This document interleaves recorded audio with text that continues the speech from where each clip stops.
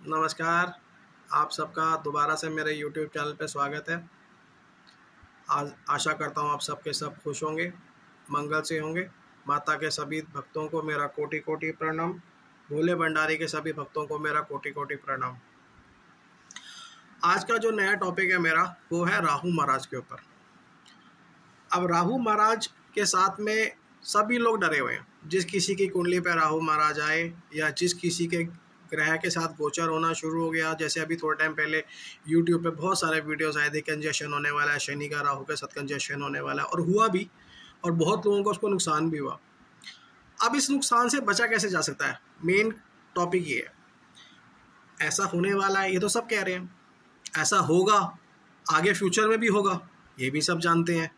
ग्रहण लगा, ग्रहण का दोष भी लगा, ग्रहण का सूतक भी लगा, ग्रहण काल भी आया, उससे भी नुकसान हुआ। बचा कैसे जाए, मेन टॉपिक ये है कि ये जितने भी ग्रह दृष्टिगोचर हो रहे हैं या जितने भी ग्रह हमारी कुंडली में उच्च के नीच के, इसको देख रहे हैं, उसको देख रहे हैं, इसके साथ गोचर कर रहे हैं, ये सारे के सारे कंजेशन हम लोगों की लाइफ में आकर के हम लोगों की लाइफ को हेल बना रहे हैं। कुछ भी होता है इस ग्रह की वजह से हुआ, कुछ भी ऊंच नीच हुई इस ग्रह की वजह से हो गई। अच्छा, ऐसा हुआ था इस वजह से, ऐसा हो सकता है, और अगर हो गया उस वजह से होगा था। ना हम लोग कर्म की गति को पकड़ रहे हैं, ना हम किसी और चीज़ को पकड़ रहे हैं। करें तो करें क्या, इतना कन्फ्यूज़न क्रिएट किया हुआ है सब जगह। किसी भी यूट्यूब चैनल उठा के देख लो, एक वीडियो सेलेक्ट करो, 50 वीडियो निकल के आती हैं। करना क्या है ये कोई नहीं बता रहा। दुनिया जहान के लोग कुंडलियाँ कैसे पढ़नी है बता रहे हैं, कौन सा ग्रह किसके साथ गोचर कर रहा है बता रहे हैं, कौन सा मंत्र जप करना है बता रहे हैं, लेकिन फ़ायदा कितनों को हो रहा है।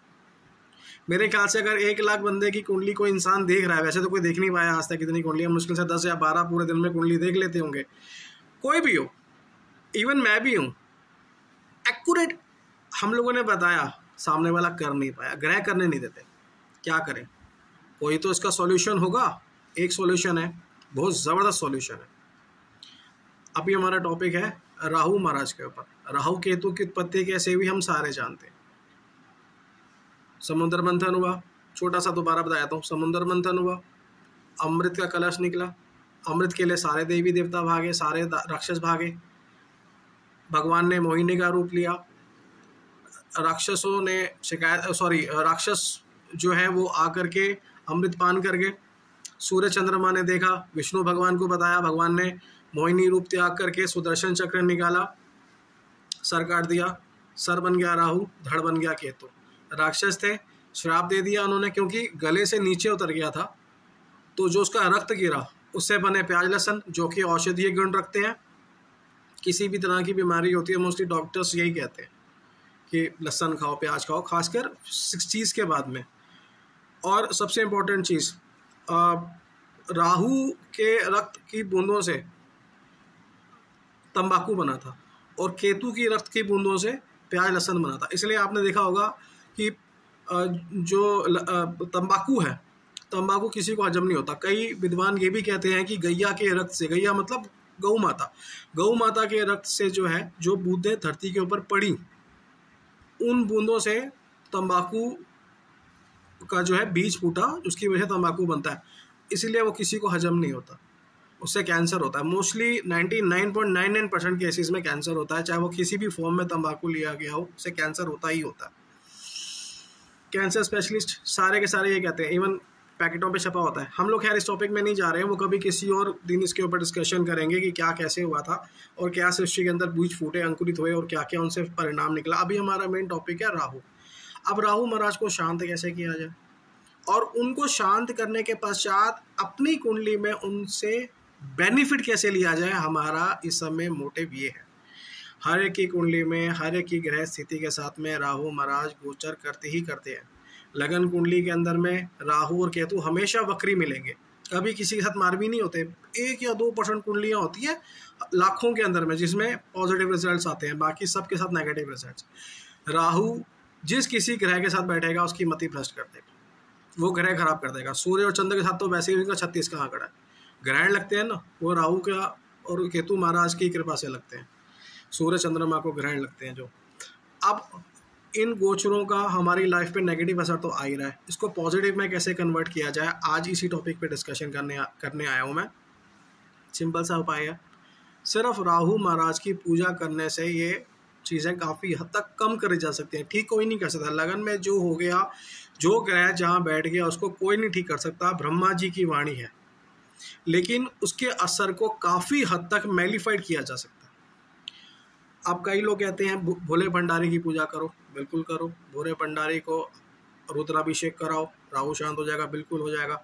राहु के निमित्त मंत्र करो, राहु महाराज शांत हो जाएंगे, बिल्कुल शांत हो जाएंगे। राहु के निमित्त हवन करो, अनुष्ठान करो, राहु महाराज शांत होंगे, बिल्कुल हो जाएंगे, लेकिन कुछ समय तक के लिए ही, और वो भी समय 4 से 6 महीने तक का होता है मैक्सिमम। मैंने खुद कई बार एक्सपीरियंस किया है, मैंने बहुत सारे अपने क्लाइंट्स को, बहुत सारे अपने फ्रेंड्स को रेमेडीज प्रिस्क्राइब करी, 4-6 महीने बहुत अच्छा चलता है, उसके बाद फिर धीरे धीरे धीरे धीरे 8 महीने के बाद तो बिल्कुल नील बेटा सन्नाटा। क्या करें, परमानेंट रेमेडी कोई नहीं है, किसी ग्रह की परमानेंट रेमेडी कोई नहीं है। पैसे खर्चते रहे, बिल्कुल नहीं। हमें क्या करना है, सिर्फ और सिर्फ राहु महाराज के निमित्त राहु स्तोत्र करना है। स्कंद पुराण में उल्लेख किया गया है कि राहु महाराज का यदि आप स्तोत्र करते हो, राहु स्तोत्र, तो उससे राहु महाराज शांत हो जाते हैं। कितना करना है, 11 बार दिन में करना है। दिन में भी कोई स्पेसिफिक टाइम बिल्कुल है, जो लोग जॉब करते हैं वो सवेरे कर लें, सबसे बेस्ट टाइम होता है शाम का, संध्या वेला। अगर आप जॉब में बैठे हो, आपको टाइम नहीं लग रहा, सवेरे के टाइम कर लो, वैसे अगर शाम के टाइम करते हो बहुत बढ़िया। इस वीडियो के बाद में इसके अलावा और क्या क्या रेमेडीज करी जा सकती है, तांत्रिक और सात्विक में दोनों बताऊंगा, इसलिए वीडियो एंड तक ज़रूर देखना आपको, क्योंकि राहु महाराज हैं राक्षस योनि के, राक्षसी हैं, उनकी प्रवृत्ति भी राक्षसी है, तो उनको जो तांत्रिक उपाय यदि आप करते हो, तांत्रिक उपाय प्योर तांत्रिक उपाय नहीं होंगे, छोटी छोटी रेमेडीज़ हैं, ईजिली अवेलेबल है, आराम से कोई भी कर सकता है। सात्विक की बताऊंगा, तांत्रिक की बताऊंगा, साथ में ये आपको राहु स्तोत्र भी पढ़ के सुना रहा हूँ, नीचे डिस्क्रिप्शन में डिटेल्स भी दे दूंगा। अगर फिर भी किसी को कन्फ्यूज़न है तो मुझे फ़ोन करके बात कर सकता है, बात करने का कोई चार्ज नहीं है।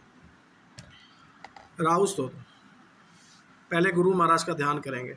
गुरु ब्रह्मा गुरु विष्णु गुरुदेवो महेश्वरा, गुरु साक्षात परब्रह्म तस्मै श्री गुरुवे नमः। आवायामि आवायामि आवायामि स्थापयामि पूजामि गंधस्था पुष्पाणि धूपम दीपम नैवेद्यम स्वीकार करोमि। हे गुरु महाराज पधारो, हमारे कार्य को सिद्ध कराओ, हमसे यदि कोई गलती हो जाए तो उसे क्षमा करना प्रभु। हे राहु महाराज पधारो, हे राहु महाराज पधारो, हे राहु महाराज पधारो, हम जो आपका स्तोत्र पढ़ने जा रहे हैं उसे स्वीकार करो और अपनी कृपा दृष्टि हमारे पे बरसाओ।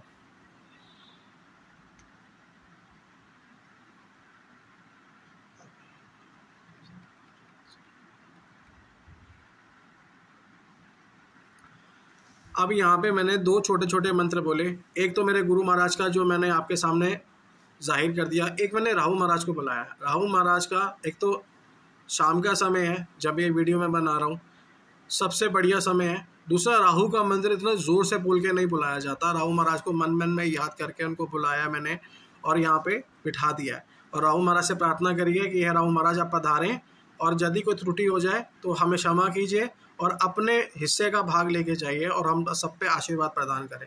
राहु महाराज का मंत्र मैं नीचे डिस्क्रिप्शन में वो भी डाल दूंगा। अब शुरू करते हैं। राहुर्दानव मंत्री च सिंह का चेतनंदनाय, अर्धकाय सदा क्रोधी चंद्रादित्य विमर्दनाः, रौद्रो रौद्र प्रियो दैत्या स्वर्भानुर्भानुमितिदाः,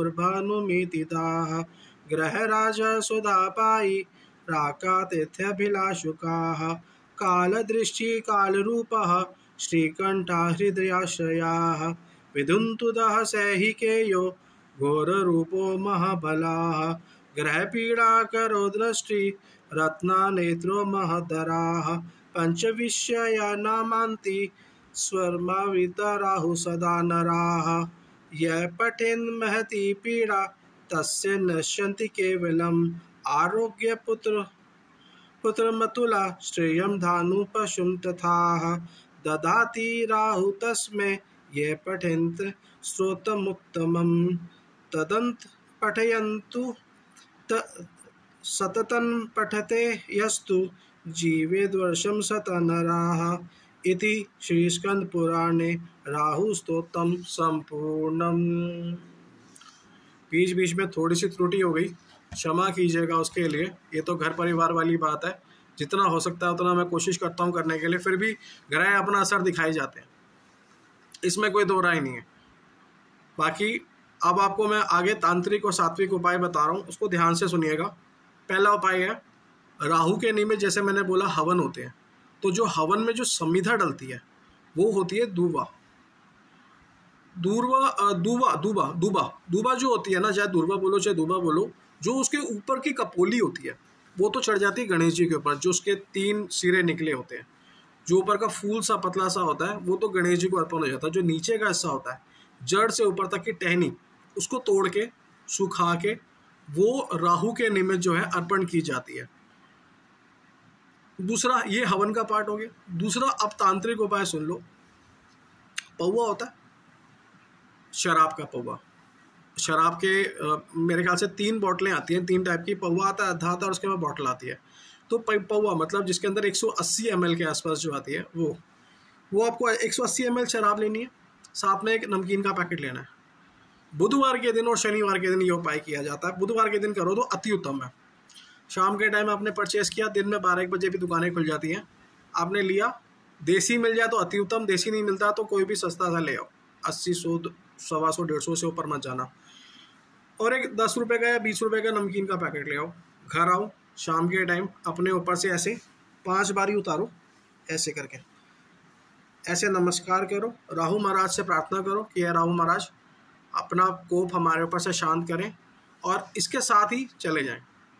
और आपने जाकर के वो किसी भी 4th ग्रेड के बंदे को, जैसे आप किसी जो कूड़ा बिनने वाले होते हैं उनको दे सकते हो, बच्चों को नहीं देना, कूड़ा बिनने वाले बच्चों को नहीं, एडल्ट्स को, अपने घर के बाहर चौकीदार को दे सकते हो जो ड्यूटी ऑफ कर चुका हो, या फिर जो भिखारी होते हैं, मतलब जो भंगी टाइप भिखारी होते हैं ना, उनको। ये राहु के स्वरूप होते हैं, ये इनको राहु का ही स्वरूप बोला जाता है। आप कई लोग कहते हैं कि हम रेमेडी कर रहे हैं, अपना राहु उतार के दे रहे हैं। भैया ये उपाय जो है स्कंद पुराण में लिखा हुआ है, पुराणों की भाषा बोल रहा हूँ मैं, इसमें आप अलग से स्पेसिफिकली कुछ नहीं कर रहे, आप तो सिर्फ रेमेडी को फॉलो कर रहे हो। जब वो घर जाके उसको पिएगा तो उसका जो है आपका राहु धीरे धीरे शांत हो जाएगा, उसका कुछ नहीं जाएगा, उसको तो सिर्फ नशा होएगा, बाकी इस रेमेडी से राहु शांत हो जाएगा उसका। अगर ये उपाय नहीं करना है, ये तांत्रिक उपाय है, इसका 5 बुधवार या 7 बुधवार आप कर लो, राहु महाराज आपके शांत हो जाएंगे। साथ में राहु स्तोत्र करते रहो। राहु स्तोत्र कब छोड़ना है? कम से कम 41 दिन या 45 दिन करो, मंदिर में प्रसाद चढ़ा के आओ। अभी वो रेमेडी बता रहा हूँ जिसका आपने प्रसाद भी चढ़ाना और रेमेडी भी कर सकते हो, और उसके बाद में बंद कर दो। फिर जब राहु आपको अति पीड़ित करने लगे 4-6 महीने के बाद में फिर कर सकते हो। और अगर संकल्प लेकर के किसी पंडित जी से संकल्प दिलवा करके कर रहे हो तो सबसे बेस्ट उसका यही है कि भगवान भोले भंडारी का रुद्राभिषेक करवा लो। 4-5 हज़ार के अंदर में पूरा रुद्राभिषेक हो जाता है। शांति के लिए प्रार्थना करो, घर वापस आ जाओ, छुट्टी। 6-8 महीने के बाद में फिर दोबारा ये प्रैक्टिस कर सकते हो। तो ये साइकिल आपको कंटिन्यू करते रहना थ्रू आउट लाइफ, जब तक प्रॉब्लम है, जब तक दशाएं नॉर्मल नहीं हो जाती हैं आपकी। अब सात्विक उपाय सुन लो। छोटी छोटी रसबरियाँ होती हैं काले काले गुलाब जामुनों की, वो रसबरी लेनी है 200 ग्राम से ऊपर नहीं जाना। कई बार तोले के अंदर में 200 ग्राम में पूरा रसगुल्ला नहीं आता, तो कम नहीं करना, बड़ा लेना, 205 ग्राम 210 ग्राम ऐसे भी जा सकते हो, लेकिन 250 ग्राम नहीं करना। 200 ग्राम रसगुल्ली ली, छोटी वाली गुलाब जामुनी, वो लेके घर आ गए, ठीक है। कई लोग उसको रसबरी भी बोलते हैं, कई शहरों में रसबरी भी बोलते हैं उसको। छोटे छोटे गुलाब जामुन, ब्लैक कलर के, ब्राउन कलर के नहीं, ब्लैक कलर के, स्पेसिफिकली ब्लैक कलर के। बुधवार के दिन 12 से लेकर 1:30 बजे तक राहु काल का समय माना जाता है, इसलिए बुधवार को अभिजीत मुहूर्त नहीं आता। 10:30 से 12 जो है वो शुभ काल माना जाता है, 12 से लेकर के 1:30 बजे तक जो है राहु काल माना जाता है। 12:15 साढ़े 12 बजे के आसपास पहले ले आओ शुभ काल में, 12 साढ़े 12 बजे के आसपास अपने ऊपर से कम 11 बार क्लॉकवाइज ऐसे उतारो, सर माथे पे लगाओ। और जैसे पहले बताया था 4th ग्रेड के, ये आप बच्चों को भी दे सकते हो, क्योंकि बच्चे हैं ना छोटे छोटे जो कूड़ा बिनते हैं सड़कों के ऊपर में, उनको भी दे सकते हो। साथ में 20-50 रुपये और दे देना कि ले बेटा चाय पी लेना। बस इतना कर लो, आपके राहु महाराज शांत हो जाएंगे। और ये रेमेडी भी मिनिमम से मिनिमम 9 वेडनेसडे या 11 वेडनेसडे कंटिन्यू आप कर सकते हो। 12 करो, 13 करो, काउंट 11 ही होंगी।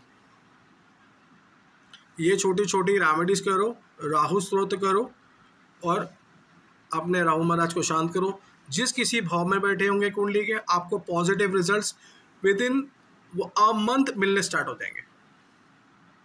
अब आप मेरे को आज्ञा दीजिए, यदि कोई भूल हो गई हो क्षमा कीजिएगा।